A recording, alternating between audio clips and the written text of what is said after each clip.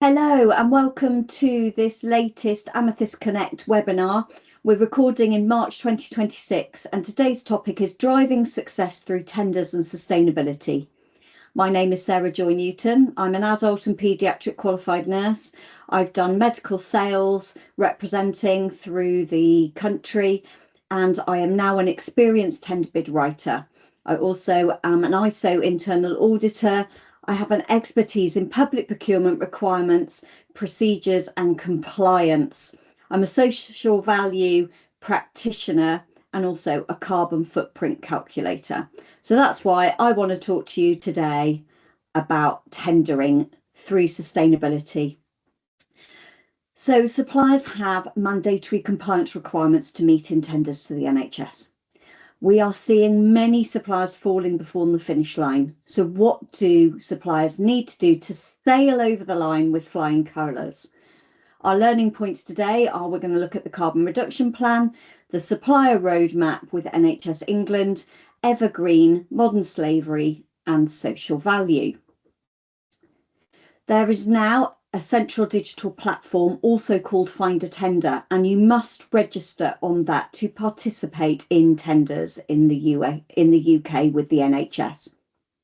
You need to upload your supplier information as requested, create a share code, and you also need to know what your CDP unique identifier is, that central digital platform, and also your public procurement organisation number, PPON, and that's all on the Find a Tender platform. NHS Net Zero, PPN 006, which is all about having a carbon reduction plan. It was originally published in June 2021 and updated in February 2025.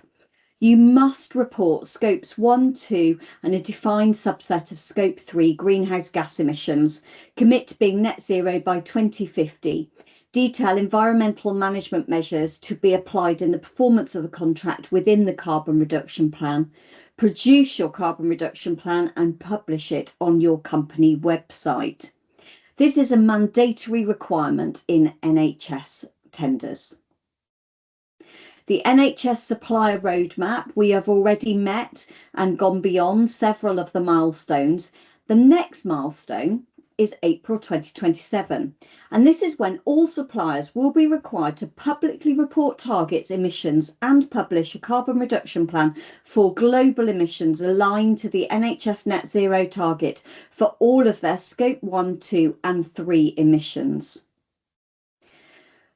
Significantly, from the current mandatory carbon reduction plan, the UK boundary that people are currently reporting on is expanded to global, and the 5 categories are now have got to include all 15 categories. Here are all 15 categories of scope 3 listed out for you. If you want to see more about this, have a look at my global emissions reporting webinar on my YouTube channel. NHS England, this is an NHS England slide. This is their approach to the 2027 milestone. Where we are right now is we're looking for the full guidance to be published, and it hasn't been published yet. So without that full guidance, what do suppliers need to be doing at this moment? So we know this milestone's coming. Steps to take: establish the boundaries of your organisation, step 1. Step 2, determine the period for which you should collect data. It could be your financial year. It's recommended to be your calendar year because the conversion factors produced by the government are aligned with the calendar year. Step 3, you need to review all 15 categories of scope 3 for relevance to your organisation. Step 4, you need to measure. You need to consider what data is required. Where's the data? Who will have access to it? How can it be collected? And what internal and external stakeholders are involved? And you need to report it. Most people are updating their carbon reduction plan with their 2025 data now in Q1 of 2026. So when you are reporting in 12 months' time in Q1 of 2027, you need to be reporting on all 15 categories and your global boundary. The NHS England Evergreen Sustainable Supplier Assessment. This was launched in June 2023. It's an online self-assessment questionnaire for suppliers to complete. It's designed to be one reporting tool, so suppliers have a single route for data sharing with the NHS. The components cover suppliers' progress around net zero, social value and modern slavery. And there are 4 maturity levels. Maturity score will be valid for 12 months, so you must complete it annually. And significant updates can be made at any time. You register on the Atomis portal to find the NHS England Evergreen Assessment. Mandatory for all suppliers, Evergreen submission. So contracting authorities are asking for your Evergreen maturity scores. To be registered and have applied is mandatory at the moment, and from the 1st of April 2026, it will be mandatory with all new NHS supply chain tenders to be at maturity level 1. We also saw a recent tender actually had the maturity level of Evergreen as a scoring element. So level 1, this is mandatory, as I said, from April 2026. Level 1 is basically your carbon reduction plan. So if you have a carbon reduction plan, which is mandatory anyway, you should achieve level 1.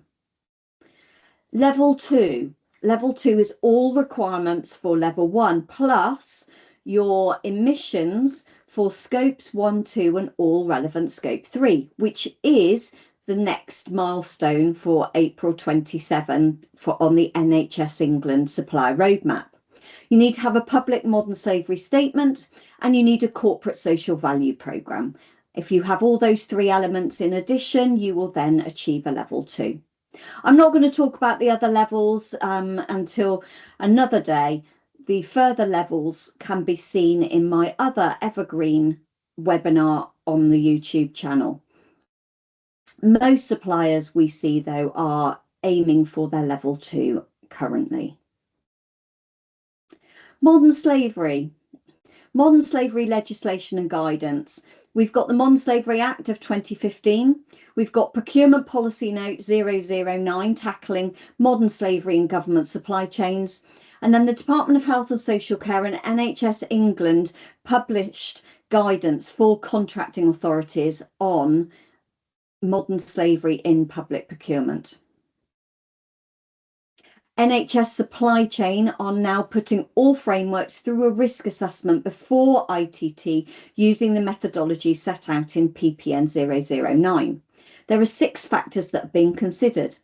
Firstly, the context in which the supplier operates. Secondly, industry type. 3, the nature of the workforce. 4, business supply chain model. 5, the supplier location. And 6, commodity type. This is in line with PPN 009. Once these factors have been considered, a framework is then assessed as to whether it's a low, medium or high risk. If the procurement is deemed to be a category of a low risk, then they require you to have an MSAT, which is a modern slavery assessment tool, score of 41% or more. If it's a medium risk, then you need the MSAT plus they will do an evidence review. If it's a high risk, they will require you to have an MSAT, the evidence review, and then also a third-party supplier audit will also need to be in evidence. The MSAT scoring. This is really, really important. If you score below 41%, it is a tender fail. It's as cut and dried as that. So you need to be aiming for 41 to 69% as a supplier to the NHS. So how to score well in the MSAT? Publish a modern slavery statement that meets the required reporting content. I'm not in scope of Modern Slavery Act 2015 to publish a modern slavery statement. I hear you cry. If you want to score well in the MSAT, publish a modern slavery statement. You will find that you're probably doing a lot of the things already, but if you publish one, it helps your score. You need to map and risk assess your supply chain. This is vital for transparency. You need supporting policies in place. and you also need to be training your workforce around modern slavery. Social value.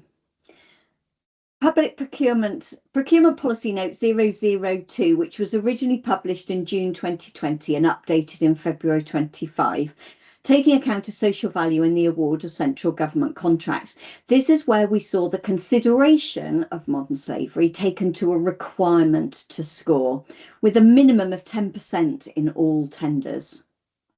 How's it evaluated? It's evaluated using the social value model in the PPN itself, using the United Nations Sustainable Development Goals, using the TOMS, social value procurement assessments, value-based procurement questions, and also aligned with the NHS England playbook and the NHS 10-year plan.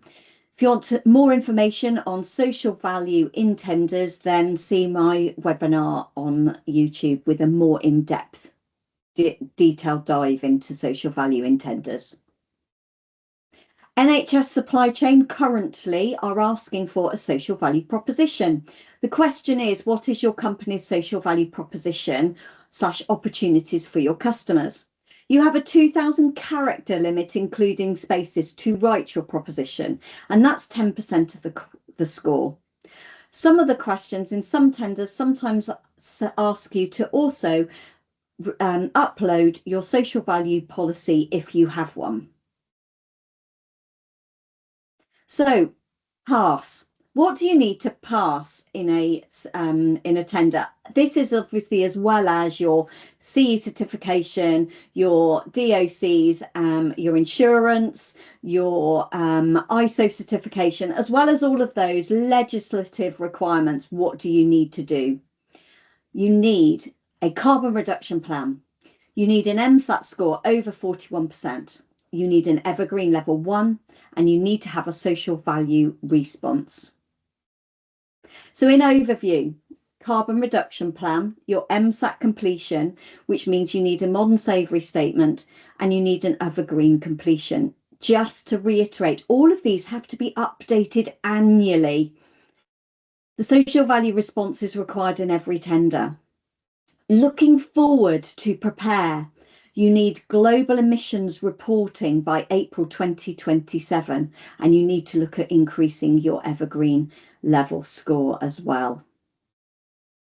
So if you want any help or support with any of the topics that we've talked about, on my YouTube channel, there are some deeper dives into some of these topics, but please get in touch, sarah@amethystconnect.co.uk, or give me a call on my mobile, and please take a look at my website. A lot of the information is there as well. But if you want any further help or support to meet the compliance requirements for any of the topics that we've discussed there, please get in touch and we'd be really happy to help you.